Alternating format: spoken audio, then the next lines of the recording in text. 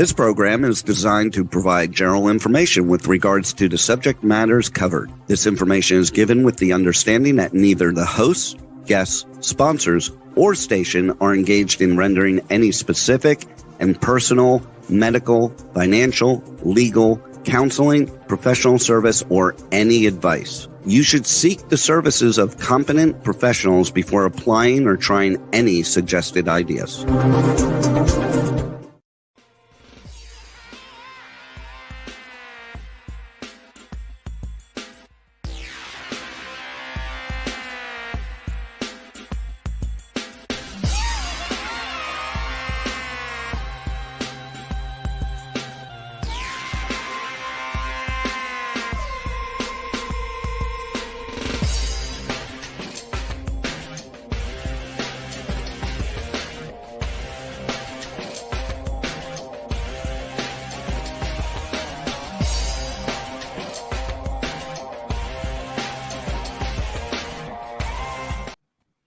Hey there, it's Brian Sebastian, movie reviews and more, live on Talk4 Media, TV, radio, and podcasting, K4HD radio and podcasting, and streaming worldwide on womanontv.tv, iTunes 247 at our, guess what, Huck? Franklin, Tennessee, and Worldwide TV Network, formerly the Women's Broadcast TV channel. So the fun thing about this show is I've been waiting for this, just like I wait for a lot of shows. We always have a lot of great guests on. And the fun thing about it is always talking about brands. Brands are really important. It is really important to get the words out for small businesses and those businesses that absolutely need help. And so all the way from Miami, Florida, the one and only singer-songwriter, dancer, all-around cool chick, vocally Tosh, otherwise known as Nastasia Drumbos. I'm going to get it, Tosh. And all the way live from Nashville, Tennessee, actor, dancer, former worldwide interior designer, all-around classy guy. So Doug and Huck. He says he's only got 4 rooms, but I guarantee he's probably in some mansion someplace because each time he comes on, it's never the same room he's in. Never. So the thing about this, the one and only Howard Wiggins. And also from Tennessee today is Huck Johns. And the reason that we found him, I was with Howard when we went to go there in December when I went back to Tennessee. And it was interesting because we went to go see that Christmas fair, and I found it interesting. I had been hearing about it for years. And Howard, Tosh, and Doug, he was standing next to this hat booth, and Huck was there. I'm like, well, these look pretty good. And I said, I don't know how to wear a hat. Everybody can wear a hat but me. And I said, you got to teach me how to wear that because all the girls love wearing cowboy hats and fashion hats. But when it comes to the things like that, they're individually made, custom, also recycled there. They have little artifacts, history of Tennessee, the leather, the feathers, all of that is really, really interesting. And there's no two of a kind. That's one of the reasons why I like that. The second reason why I liked him, he was just a nice guy. He actually sat and talked to me. And I thought that was fascinating. He said, you know what? I want to have you on, and I want to help your business because that's what it's all about. And after that, so today he became a sponsor. And it was one of those things where he has a great product, but it's also about getting out there. And then Huck's going to get into how he started before he got into his hats. And then he's going to talk about one rock and roller who's not with us, and he's got that hat. So, I saw Doug. This guy's been interesting to me. I've been watching him for years. Not only is it an inventor with all of these creations that he's done, because I've been paying attention, but I didn't know he had all of these kind of companies. But when he attended, he actually ended up on my friend Simon Cowell's show, American Inventor. And I thought that was interesting because if you go and look at patent design or anything that Doug's doing or Arome d'Art, it's about those beautiful diffusers. And what he was showing me, I saw one, I think it was, if I remember correctly, because I do everything off the top of my head, I think it was a Texas lantern that really got my attention. And then he goes, oh, I got more stuff to show you. I'm like, really? And Tosh, my eyes lit up when he told me that. I'm like, oh, what else you have? He goes, look at this. This is really, really cool.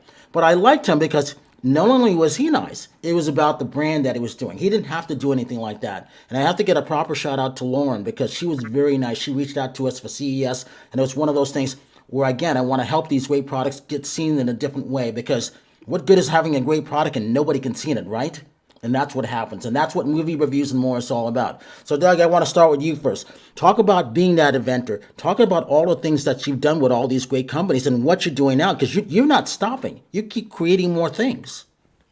Yeah, well, Brian, thank you for having me on your show today. I've really been looking forward to it. And it looks like a great group of people between Tosh and Huck and Howard as well. It looks like it will be a fun time talking about what we're all doing. For me, it's all about everyday inventing. I wake up every morning and I have the excitement of creativity. I have a company that I've had now for 40 years. And in that time, we've developed over 300 products in over 20 market categories. We have over 200 patents. And startup company wise, right now I have 10 startups that we're doing. And they span from the medical environment to things like Arome de Art or Texas Lantern, and even a new golf club we started called the Patton Eagle. But everything is focused on this premise that it's important to help humanity, to elevate our day, to do something that gives everyone happiness and makes their lives better, whether it's inventing a new surgical technique, and which one of the companies I've just done, Ophthalmic Synergies, I've innovated the next revolution of cataract surgery, and it will save eyesight for thousands of patients. Or something as simple as this little guy here that you saw at the show we call Micro, which is a cool little diffuser that has a beautiful, beautiful sense of art. And it's really fun inventing. And I have a lot. It's not just me here. We have designers, engineers, electronic engineers, software people, marketing strategists. So we just have this. It's kind of like a great band, like the Rolling Stones or the Beatles or Earth, Wind, and Fire, whatever. There's a few that I like. That when you work together, great music happens. And with what we do every day, great inventions happen. And that's the really cool thing. And what I've learned, it's not, everyone asks me, what is your favorite product you've designed? What is that product? And I say, it's not the product, it's the process. It's the ability to help. And from that, I have a couple of books that have come out about creativity. And that's become a real big issue for many people now, because that process of teaching that process of creativity and freeing your mind is by far more important than any one product I've done. So there you go. So the interesting thing about all of that too, you also have your book, which I find fascinating. Talk about that, because that's really eye-opening. Yeah, about 10 years ago, I started writing it. And what it was about, I had lab notebooks of every time I'd invent something, I'd figure out, God, how did I do that? How can I make that better? What was the process? What was I thinking about? And finally, I decided it was time to help other people invent, because there's so many people trying to be creative in the world, whether it's a scientist, a housewife, someone who's a great, how can I say it? Someone like Paul McCartney, someone like Stevie Wonder. All these people are striving for creativity. And what I've done, I've documented what I call the 7 foundations of creativity: inspirational creativity, psychological creativity, analytical, and many more. And that all combines into one process that I use every day when I invent. And it is a process that allows me to come up with amazing solutions. But to quote someone I really, let's say I love, is Albert Einstein, where he said that if I had an hour to solve a problem, I'm going to spend 55 minutes really focusing on what the issues are and maybe only 5 minutes on the solution. And that's really the context that I try to drive in the book, that every problem can be solved, but the solution is contained within the definition. So I'm getting a little analytical on that. But again, spending my life inventing, this process of creativity has really connected with a lot of people. The book came out about 1.5 years ago. And really the best part of it is people reading it and talking to me. We've done a lot of interviews, and it's really inspired and helped a lot of people. It is quite a book, though. It's over 600 pages. So the way you have to approach it is looking at it for what you need. So it's called Conquering the Chaos of Creativity. It's on Amazon. You can find it through Doug Patton.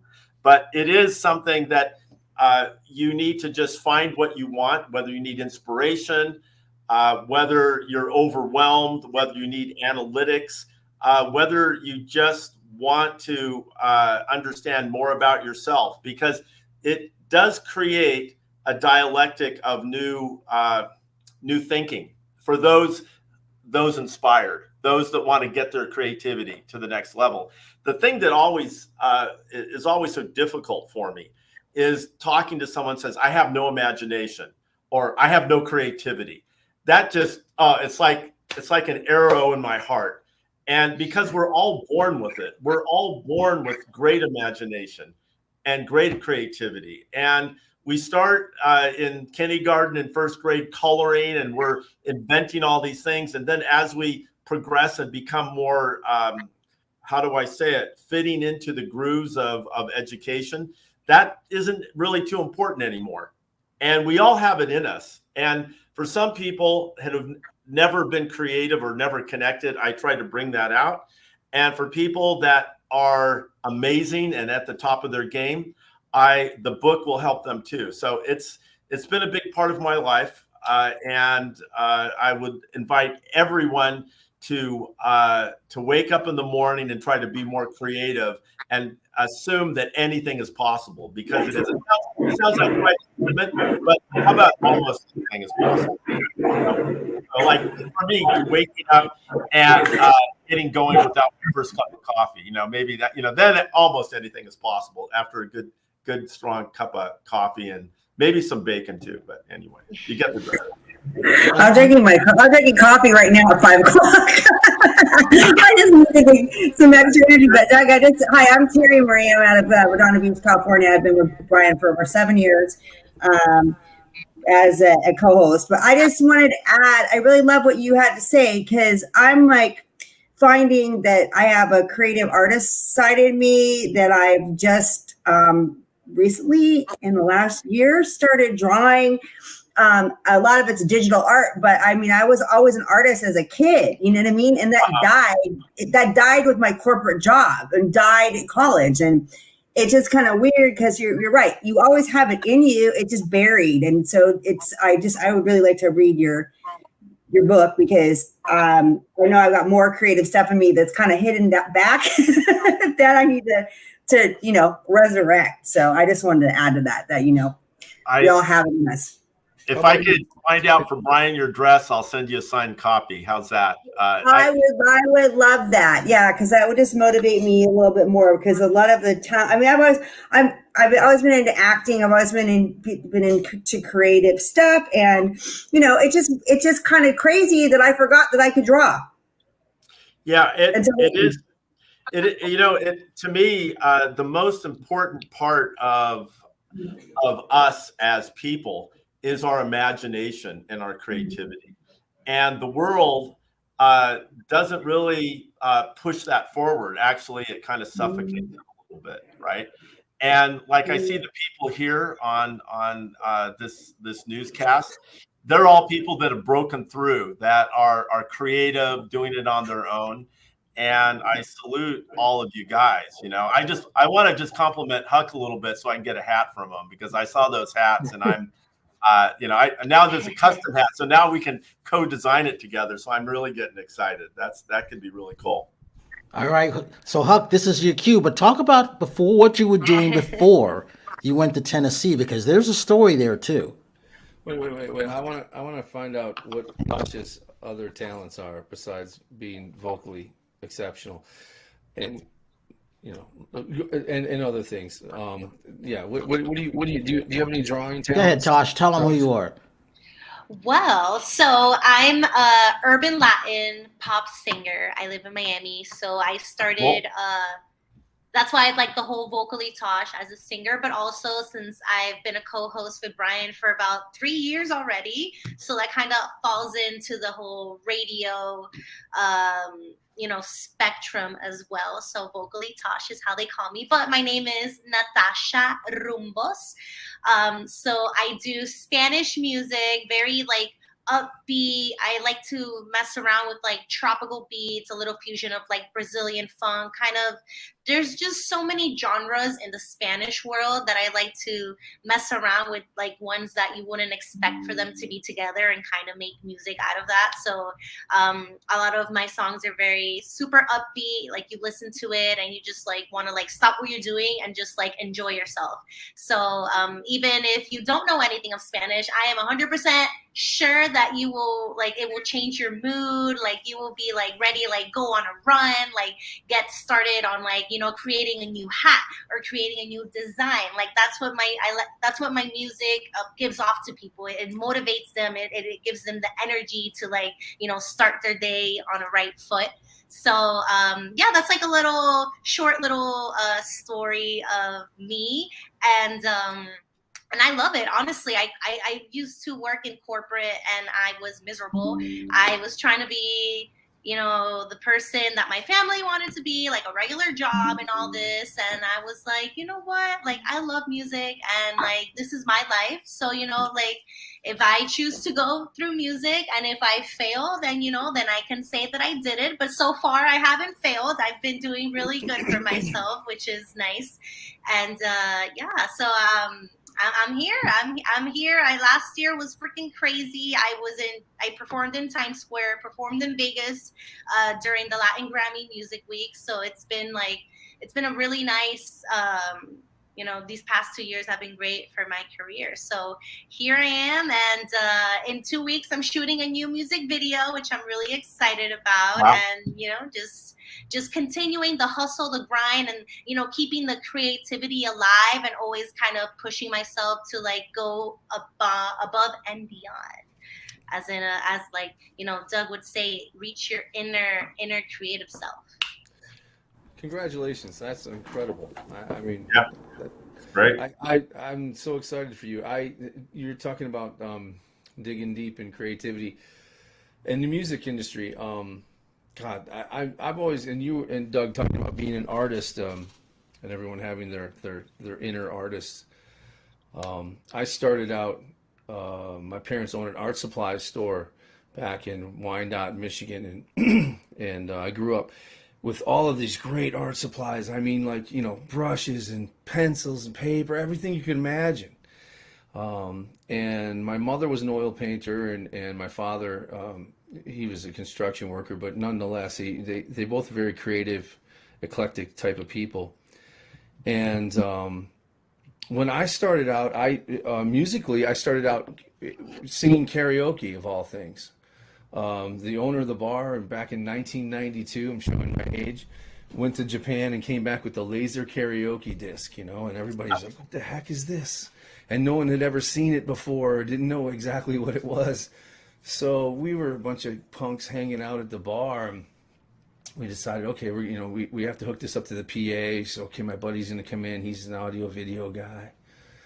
So he set it all up, and there's the mic, and there the discs lined up, and there it sat, and so I was, designated to go up and sing the first few songs, and to fast forward, I ended up putting a record out on Capitol Records in '06, and after I moved from Detroit to Los Angeles, my first band was an original band, which got a lot of legway in Detroit and some popularity there, so much that it brought me to Los Angeles. So I ended up living out there for 20 years. I did 2 records.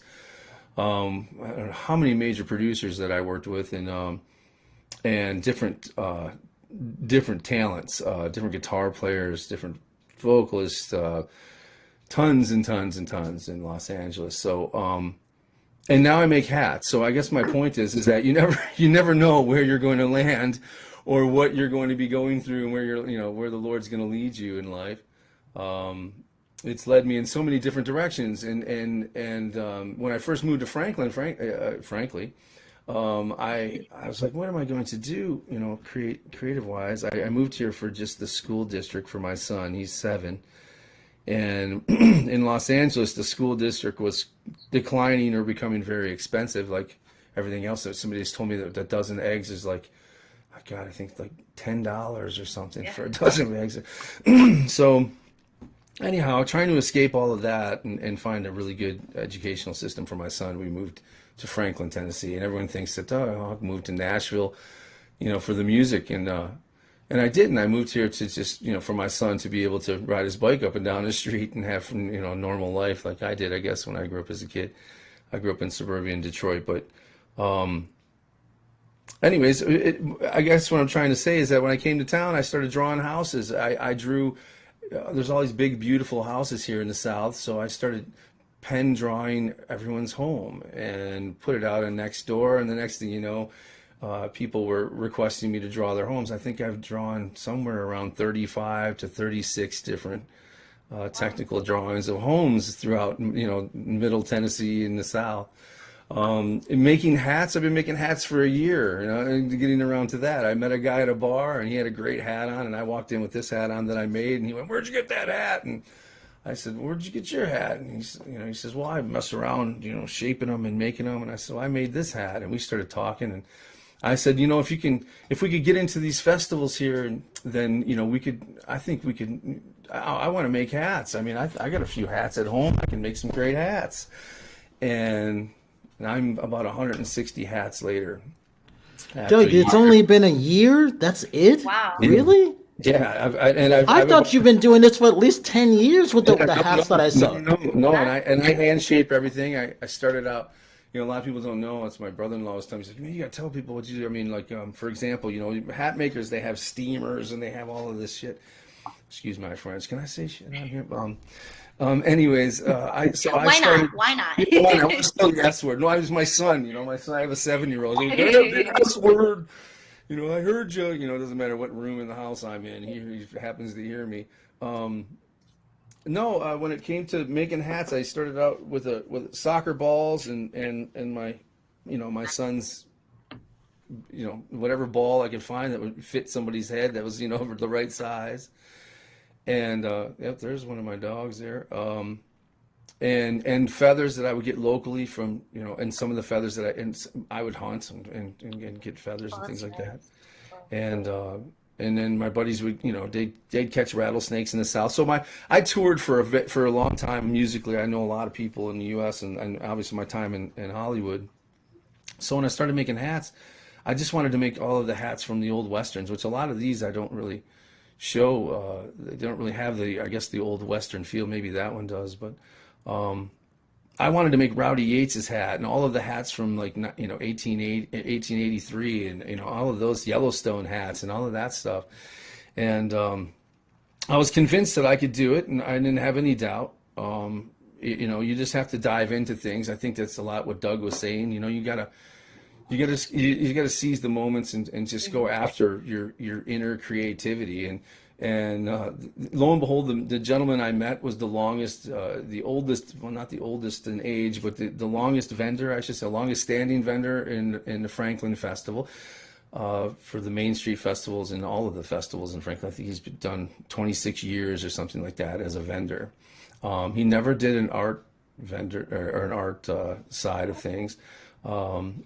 So that was new to him. So I said, we'll split the booth. You do your hats and I'll do mine. And his name was Buffalo and my name's Huck. So we called it Buff and Huck. And we started doing festivals. My first festival, I made 36 hats and I sold 28 of them. And had a bunch of celebrities come in and buy them. And I built a website, started doing custom orders. And now I'm busier than a wet cat making hats. Great things sometimes happen at the bar. So like, you know, like you never know who you meet at a bar and look at and you start. Are you guys like This is true. partners or? Oh no, we decided that he had a reputation in town. I mean, he was really well known through Franklin. Franklin's a wealthy town, and you have to really kind of know your ins and outs to be able to do like the Main Street Festival and the Dickens Festival and these festivals. Kind of got to have an in, and it just so happened I had like the greatest in ever. But he never thought about doing hats or anything. I just really loved what he was doing artistically, and he was an artist. I don't even know if he ever really saw himself as an artist. His daughters are really talented singer and songwriter and recording artist that does super well all across the U.S. and elsewhere. All of his kids are really successful. I think he has like 12 grandchildren. Buff's a little older than I am. But nonetheless, it inspired him, and that's why I'm telling this story, is that it inspired both of us. I mean, we met at a bar. We started chatting, and I'm that type of person, and that's, I guess, why you can go from karaoke to Capitol Records. You just have to be tenacious and believe in yourself, and not think that anyone can stop you in what you're presenting to the people. And I think if you believe it, everyone else will. And I think that's what happened with the hats. And so we both have done really well with the hats. He's a little different. He's not as ambitious as I am, but. When it comes to the hats, I'm excited about creating hats, and I love doing them individually, and the time that's put in, and the value that I get out of it. Most importantly, how they make other people feel, whenever they put them on, and how it changes their whole demeanor. I equate it to like superhero, putting on the bat suit or the Superman suit. Some people, it's amazing to see when they put on a hat that they never thought that as soon as they put it on, it's their hat. And then I make quality hats too. I don't ever do anything with wool or anything like that. I always use beaver felt. Beaver maybe mixes with rabbit, but the quality of what I use lasts generations. So every hat can be reshaped or run over by 40 four-wheel drives and still at the end of the day look incredible, kind of like my hat. Well, that's the thing, because if it weren't for Howard, who's grew up in Tennessee and has a great history there with his father and everybody else, I wouldn't have known about the booth. Because my whole thing is when I'm seeing things, Doug, whether I'm at CES or NAMM, the music festival, whatever, my job for me is to see every booth. I don't want to miss out on anything. I always find those booths that no one goes to because people pay a lot of money to be there. And I don't want to be that person that say, oh, I didn't see a booth, I didn't have time to get there. No, I am going to get there. I want to see every single booth. I was just at the art show in downtown LA. I saw every single booth. It took me a day and a half to do it. And I had 9 people reach out to us wanting to be on our show. And the girls know, including Howard, there's a waiting list. We're 4 months booked ahead. Sure. When Doug was supposed to be on, I think it was January, Doug, but he was sick at that point. So I'm like, I got to get him on sooner. So I had to move someone out and push him back. They weren't happy about it. But what Doug has is important. But talk about this. So Howard was always on wearing his hats. He must have 600 hats and 600 rooms wherever he is. All right, Howard, talk about what a hat means to you. Let them know your history and what room are you in? Well, this is the hallway, friends. Excuse me, this is the hallway upstairs.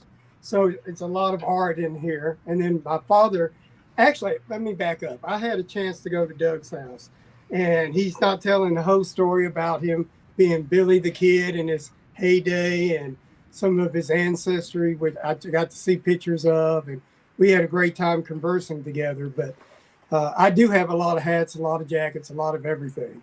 And I just like anything that's beautiful. And like this coat that I got on today, I wore it to an antique show. People come up to me, can I make a picture with you? And then I have a video where I'm dancing at the place where I had breakfast at. And people just come up to me. When you wear a hat, you wear a jacket, whatever, and you look a little different than the rest of the crowd, people start conversations with you. And you never know where it's going to lead to and what's going to happen. It's the power of the jacket or the power of the hat. It is powerful because it gives people courage to come up to you and start a conversation. You know. You're right, Well, Howard. And then my dad I'm was just your on average bald office. man without my hat on. Well, I'm getting there, but But Look, I mean, look, you know, I mean, come on, you know. But then if I put I'm this, feeling like I need a Huck Jones hat right now. I'm just like this hat right here, this one. That purple one has been catching my attention in the back. No, this is blue. This one's blue, but I wanted to show you guys like this. See, this is an example of a vintage hat. This is probably a Resistol or a Stetson. I can't recall. I'd have to look because I write it down, but it probably is from, I would say, the 1980s, maybe. And so what I do is when I get an old hat, it's old and was beat up and everything, I'll take it and I'll soak it down in hot water and clean it all up and take out the sweatband and anything else that's in there and break it. And basically what I say, break it down into a brand new beaver. They have to be beaver felted mix, or at least this one probably was at least a 5X or a 6X, which is how they used to determine how much beaver hair they would put into the mix whenever they created the felt for the hats. And I always look for a high mix, and I know that back in the older, back in the 80s and prior, they put more beaver hair in the mix, which made obviously for better materials. So that's why I recycle a lot of hats. But I'll get them, and then what I'll do is I'll take a block, like briefly like this, right here, and this is a certain size, which is 7 1/4, and it's in a certain shape, for example, and then I'll steam the hat, which I was getting around to. Like, I use soccer balls and a lot of things. Blocks are kind of new to me, to be honest. But I can guarantee that my hats will fit somebody perfectly, rather than guess. Guessing I was 99% on. Surprisingly, I would send them all over the country and go, oh, please God, please, that guy had a head like a cantaloupe, I hope that this fits, and they would get there and it would fit. So I got very lucky, so lately I've been trying to really, I guess, create more hats from just from exact to size with the blocking. But I'll take these and then I can take this hat and throw it in the steamer I made out of a garbage can in my garage, in a wallpaper steamer that I created that works great. And I just put the whole thing in there, and it softens up into like a rag almost. And then I can stretch it over one of these blocks into any shape that I kind of want. I hand shape everything, so eventually it turns into something maybe like this. This is like a brown, pretty standard stovetop cowboy hat, but nonetheless, once I shape Terry it, would look good in that hat. She looks good in hats like that. Doug, does he qualify as an inventor? Because it looks like he's inventing things to me, doesn't it? Yeah, I think I think that the cool thing about Huck is that he decided just to go for it, and I can see that he comes from a music background, and already he's very creative. And then the whole hat thing, obviously, that was something that fit him well. I mean, it sounds like he's found his groove. I'm very impressed. Brian, I was gonna say, I would love if you could make me hat. I have a weird head. I have a small head, so it's really hard for me to find the right hats. They just don't. It's really hard for me to find a hat that fits well. But I love finding the right hat, but it's just I just have difficulties finding them. Do you know what really it's a matter of two things when you're sizing a hat, basically. Do you have a round head, or do you have an oval or a round head? It's do you consider, everyone knows their own head. So look at the women feeling their heads. That's funny. It's round.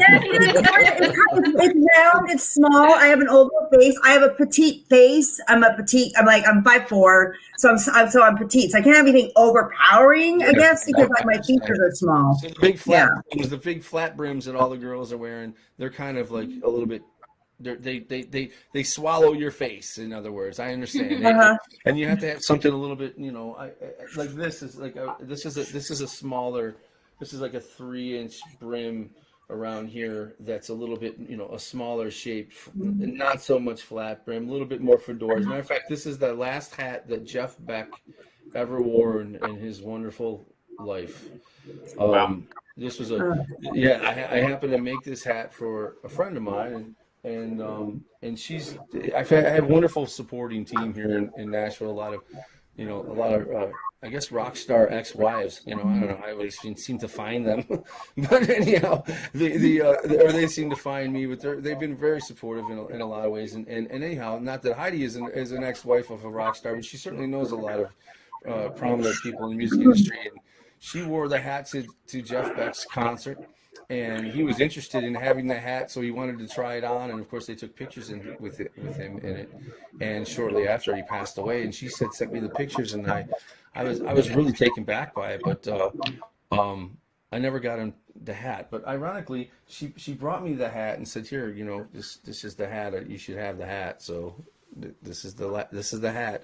But I make these fedoras all day long that'll fit you specifically, Terry. If you want a certain style of hat, or if you have a hat out there, I always encourage people to go out and try on all the hats everywhere and look at different designers. And when you're in a hat booth or around hats or anywhere near hats, put them on your head, try them on, see what looks good on you, get used to it, know what your hat is, and then once you figure out your style, you just, that's where I come in and make you the hat that you've always dreamed of. Yeah, I look better in the fedoras, like with the smaller brim, like as you said, like the larger brims, like cowboy hats. Like it's just hard for me to find. Like I think the fedoras, those are usually the hats I wear. Yeah, this is a big Johnny Depp kind of fedora. I shaped it so it had some kind of like I don't know, I shape everything. The hat speaks to me. It's weird. I'll start shaping a hat, and it's not like I'm figuring out how I want. I see a hat, and go, this is what it's going to be. It's just like once it's in my hands, it just kind of shapes itself, and then I'm stuck with it. Sometimes I'm disappointed. Sometimes I shape a hat and I go, man, I wanted it to be a stovetop flat brim now, but it turns out to be this really great fedora. So you never know, again, they're all individual pieces. And first off, I can babble like anyone's business, but I have to thank you, Brian, for having me on the show. It's such a cool show. I did my research before I was invited, or at least after after I was invited. Before I was invited and after I was invited. And I want to congratulate you on your success. And Howard, I had the pleasure of meeting Howard and Brian. And Howard's got more style than all of the Dukes of Hazzard and Elvis combined. He does. He's got that covered. And Terry, I have to say this. It's because of Howard. It's because of Howard that was there that we got a chance to see you, Huck. Because that's true. That's true. Howard. I wouldn't have missed your thing, but Howard was there, and he goes, "Brian, look at this." And I go, "Oh, someone actually tells me about fitting of the head." Because I don't look good in hats, but you can have explained what it looks like about fitting one. I mean, I don't know what size Doug would be or what size, but we're coming back to Tennessee, so we all need him. That's for sure. Brian, I'm going to tell you something. It's not that you don't look good in a hat; it's you haven't found the right hat, because it's all about the right hat. I'm telling you, because there is. I'm telling you, because like I love hats, but again, it's just really hard for me to find the right hat that fits me, that looks right. I try to. Small head. You still have that black one I looked at? You still have that black one I looked at your house? Which one is that? That little small one, actually, your partner made it. Was sitting near the door. I don't remember. Was it a bolo hat, or was it? Yeah, it's kind of like a bolo, but it wasn't an exact bolo. Yes. Yeah. That was one that I made, and yes, I think I still have that. I think it's. Okay. I do. It depends, because I have to look. I have some of the hats now out in Leaper's Fork, which I get blessed to put them in a store out there, and then I have and then as usually at the festivals, as I make them individually, they go pretty fast. And then I put them on the website, and then if you like any style on there, I can custom make you one for yourself in your size. So it's pretty easy. Like I try to get as creative as possible when I'm building the hats. And if you want anything changed, I don't like to make the same hat twice. I've never have. So I try to make them all individual. So if you wanted a different band or a different color or a certain style or things like that, then you just let me know, and then I go to work finding the materials and make sure that I can create what you want. And I like the ones you have where you shoot them with a gun. Yeah, we've shot them with holes with a gun. I've got a couple with just skinned, just barely. Yeah. I try to do Pony Express hats. I try to do John Wayne hats and Clint Eastwood hats, like all of them. It's fun to recreate. I'll just put Westerns on at the shop and just start, copying all the hats I can, and then having the rock and roll history and the music history. I mean, I just started making those. I made Jimi Hendrix's hat. I'm making. I'm not going to make Slash's hat. Saul's hat. So he stole that, and it's a one of a kind. And who wants to make the same hat as that? But I'm going to make a lot of them that I admire, like Stevie Ray Vaughan and stuff like that. I have the materials for. So I'm getting into trying to replicate some of those old hats from the music era. And then just, from there, I don't really know where I'm going with the hats. I'm just trying to make the best hat as possible and make everybody find their head, find their hat. That's So I'm going to go here. Hey, so Doug, we got about 9 minutes left. Talk about this. What you were showing at the CES show. Why this important? Because one of the things if I remember correctly, what you said was that in vehicle fragrance, I think that would be great for women, if that was correct, because I liked it, and I was immediately thinking about the girls on this one. Yeah, that's a good transition. But I have to exit out. I have to ask Huck, what did the scarf say to the hat? Tell me. I'll just hang around and you go ahead. Oh, that's so great. Oh, that's really great. Sorry, I had to do it. I have to tell that one to my son. Create like a lighter moment to transition from hats to users. But anyway, yeah. So what people don't know, and this is good for anyone. I don't know if any of you use diffusers, fragrance diffusers, but ours is the only one that is safe, which is quite a statement. I used to have a company, well, I still do, called Luminara, and I created these candles originally for the haunted house in Disneyland. And then Disney and I started a company. They're faux flame candles, and they're all around the world now. And I started getting involved with fragrances, and I realized that fragrance candles are about 30% solvent. The actual fragrance they put in, it's horrible. And then if you do the Glade things, like when you plug them in, there's solvents in that. And then during COVID, I started looking more at it, and I said, God, this is kind of horrible. And I looked at some science on the diffusers that have, like, you put water and they pour like a little bit of the fragrance oils in it. Those are horrible too, because unless you clean them with alcohol about every other day, there's bacteria coming into the air. Right. So there's this science here that is hard to get out. And so many women have these diffusers with water, and they put essential oil, and they don't realize, no one ever cleans them, and you might as well just like spread bacteria. And it's a horrible thing. So as an inventor, I've invented a lot of things. I said, well, what could I do to make it safe? So I invented a new process. And how did I invent it? I invented it out of a need. There was a need. I thought, it was just not good for people inhaling all these solvents or bacteria. So I investigated a way that is a special plastic, an EVA plastic, that can absorb 80% of its weight in essential oil. Okay. And I figured out a way to put the essential oil in and these kind of organic plastic beads, and it absorbs it.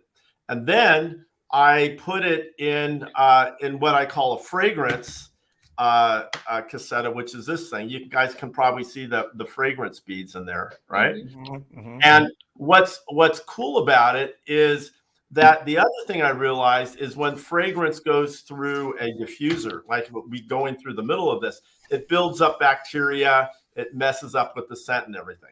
So what I did is I said, well, this is going to be on the outside, right?